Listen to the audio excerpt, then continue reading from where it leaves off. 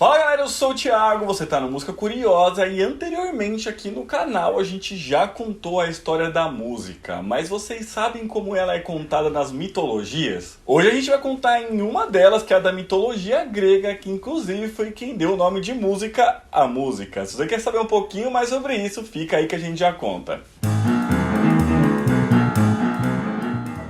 E galera, se vocês gostam desse tipo de vídeo, já se inscreve no canal que toda semana a gente lança mais assim, beleza? Bom, segundo a mitologia grega, o surgimento da música aconteceu logo depois da guerra entre os deuses e os titãs. Após a derrota lá dos titãs, os deuses estavam ali festejando e assim eles pediram a Zeus que criasse divindades capazes de cantar ali condignamente com o tamanho da vitória que eles tiveram. Foi então que Zeus, gostando dessa ideia aí, ele foi até o quarto de Mnemosina, que era a deusa da memória, e por lá ele ficou por 9 noites consecutivas, e como fruto aí dessas noites nasceram as 9 musas, sendo elas o próprio cantar e assim cantando a memória. E essas memórias cantadas pelas musas seriam as memórias dos deuses mesmos, né? Suas glórias, a origem do mundo, seus habitantes ali, os feitos dos heróis da época antiga, né? Essas coisas aí. E é justamente por isso que o canto das musas é o canto do não esquecimento. E o canto delas ficou conhecido com esse nome, né? Porque eles, segundo os gregos antigos, né? Todos os homens, antes de virem para esse mundo, eles tinham que tomar a água do rio Lete. Esse rio é o rio do esquecimento, que fazia com que eles não lembrassem da sua origem antes de vir para cá, para a Terra. E assim, essas musas aí, ao encontrar com esses homens em algum momento, através das artes, fazem eles se lembrar ali da história, da comédia, da tragédia, da astronomia, da dança e tudo mais. Além disso, uma das habilidades que elas tinham era de prever o futuro,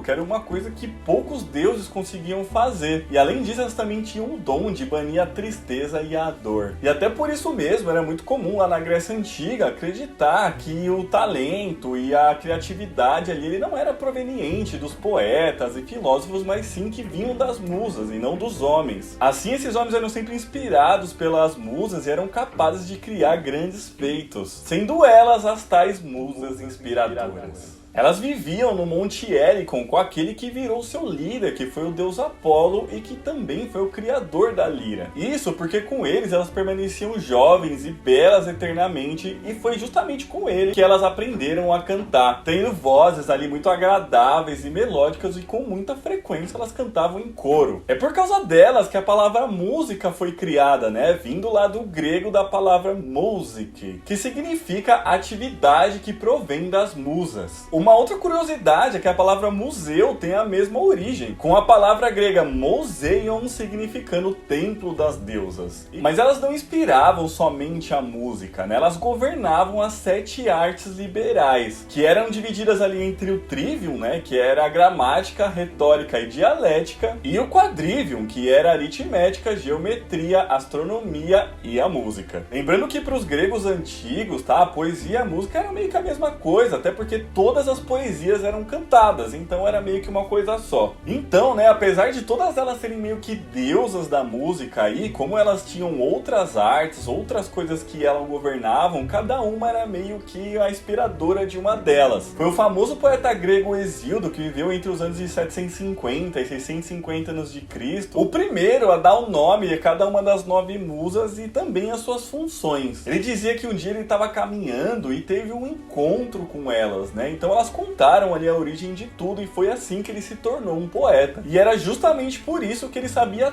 tudo sobre os deuses, e assim se tornando um dos maiores poetas, escritores lá da época. Então, como eu disse, foi com ele que ficaram conhecidas os nomes e as funções das musas, sendo elas Calíope, que era a musa da eloquência e da poesia heróica. Ela era a chefe das musas, né? Também era associada à ciência em geral, sendo representada coroada de louros, com um grinalda, a cabeça apoiada numa das mãos, como se meditasse ali, né? E também pode ter um pergaminho e uma pena ali com ela. Também tinha a Clio, né? Que era a musa da história e da criatividade, deusa da memória também. Geralmente ela tá olhando ali as relações políticas entre nações e homens, é representado coroada de louros, com uma trombeta na mão esquerda e na direita o livro de Tucídide, ou apenas um pergaminho e uma pena mesmo. A terceira era a Érato, né? Musa da poesia lírica e erótica. Ela era muito amável e fazia quem fosse orientado por por ela serem desejados e dignos de serem amados, sendo representada com uma lira e por algumas vezes ali com uma coroa de rosas. Em quarto a gente tem a Euterpe, que era a musa da música mesmo, né? O nome dela significava doadora de prazer, né? Sendo ligada à música e representada com a flauta. No final do período clássico da história, né, também se atribuía a ela ali como musa da poesia lírica. Depois a gente tem a Melpomene, que era a musa da tragédia.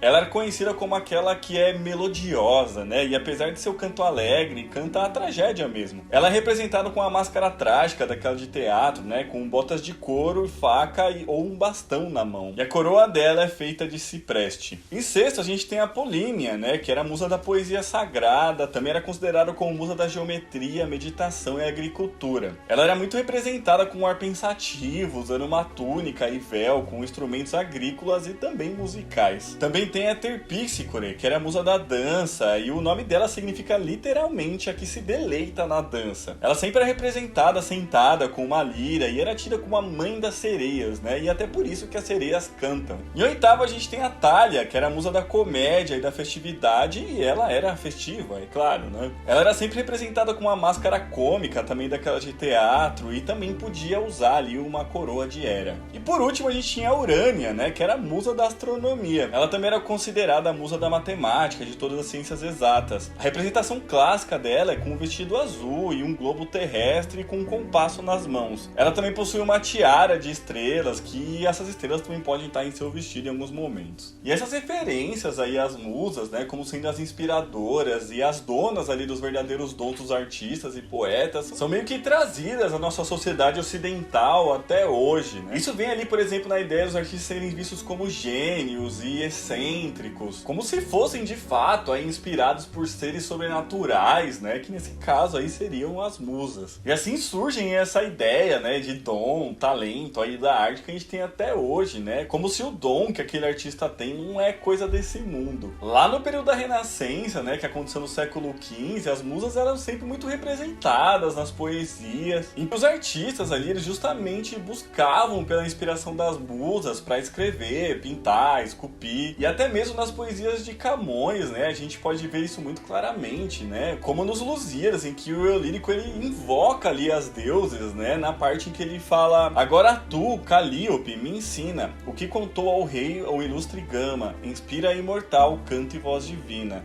Neste peito mortal que tanto te ama. Ou seja, chamando a Calíope ali para dar inspiração para que ele possa continuar escrevendo suas poesias. E até por isso mesmo, ainda durante a Renascença, né, esse pensamento ele passa ali a ser meio que uma doutrina religiosa até, com a música ali sendo vista como se fosse um presente divino e portanto ela só podia ser usada para o louvor ali de seus deuses. Mas até mais recentemente a gente ainda tem poetas aí que evocam as musas, né? Um exemplo disso é um poema de Walter Gutdoid, que é um maestro alemão e que dá curso de pedagogia musical para educadores, que diz o seguinte: Musa, invoco-te e peço que te aproximes, para derramar com ternura sobre os lábios vermelho, o orvalho da palavra formosa e sábia, para cantar a verde sempre e sem ansiedade. Musa, invoco-te e peço que te aproximes, para encher minha voz com sons verdadeiros e belos, para fazer florescer nossas almas com entusiasmo, para fazer vivo o fogo e a luz celestial. Musa, chamo-te e pelo que te aproximes, para cantar sobre o que se passou entre o céu e a terra, porque queremos seguir teus passos amáveis, como teus filhos aqui, obedecendo tua lei. Mas além delas, na mitologia grega, a gente ainda tem outros deuses, semideuses e heróis ligados à música, como Orfeu, por exemplo. Ele que era filho do deus Apolo com a musa Calíope, né, e herdou a lira lá que seu pai criou dele. E uma vez que essa lira foi tocada pelo Orfeu, o canto que saiu dela foi tão primoroso que nada nem ninguém tá imune à sua magia. Até mesmo as feras mais selvagens se acalmavam ali diante das notas tocadas que praticamente hipnotizavam eles, e até mesmo os arbustos ali, as plantas cediam ao encanto. Também tinha o Museu, que era filho do Eumopo, né, que foi um rei de Eleusis, e ele era aprendiz de Orfeu, e ele era tão grande musicista que ele chegava a curar doenças ali tocando. Além deles, ainda tinha o Anfião, que era um dos filhos de Zeus, né, que após ganhar uma lira ali do deus Hermes, ele passou a se dedicar inteiramente à música e construiu a cidade de Tebas tocando sua lira. E enquanto ele tocava ali seu instrumento, os blocos iam se organizando ali para construir a cidade como um todo, né? Então a música era uma coisa mágica mesmo para a mitologia grega. E somente para finalizar aqui o vídeo, eu vou trazer agora algumas histórias aí que as musas participaram. Em uma delas, Tamires, que era um jovem muito bonito e talentoso, ele desafiou as musas por uma disputa musical, sendo que por acordo ali, né, caso ele ganhasse, ele poderia desfrutar de todas as musas, mas caso ele perdesse, elas poderiam tirar dele o que elas quisessem. E assim, as musas ganharam, é claro, né, então tiraram dele os olhos e a habilidade musical que ele tinha. Mas não foi só ele que desafiaram as musas não, as sirenas também fizeram isso. E havendo também perdido essa disputa, então elas perderam as penas para as musas que utilizaram elas para fazer as suas coroas. Uma outra coisa que as musas fizeram foi ensinar a esfinge o dilema proposto aos tebanos, e que dizia o que é que tem uma voz, mas ainda assim se mantém quadrúpede. Pra quem não sabe, a resposta é a esfinge, tá? É a própria esfinge que faz isso. Também teve Demônacos, né, que era o menestrel ali da Feácia, que inclusive cantou quando Ulisses estava lá na ilha, que recebeu das musas o dom da música, né? Só que para isso ele teve que perder a visão. Também teve o rei da Macedônia e sua esposa Euípe, que tiveram 9 filhos e deram o nome das 9 musas para elas. Só que certa vez as filhas aí entraram numa disputa musical também com as musas e mais uma vez perderam, né? Então foram transformadas em pássaros por elas. Além disso, as musas ainda cantaram no casamento de Peleus e Tétnos, de Cádigo e Harmonia, e também no funeral de Aquiles. Mas então é isso, pessoal, esse vídeo ficando por aqui, espero que vocês tenham gostado. Se gostaram, no dia desse eu joguei aqui embaixo, tá bom? Fala pra gente se você gosta desse tipo de vídeo, se você quer ver mais a história da música em outras mitologias pelo mundo, beleza? Aqui do lado está deixando outros vídeos pra vocês assistirem. Um beijo, até a próxima e tchau!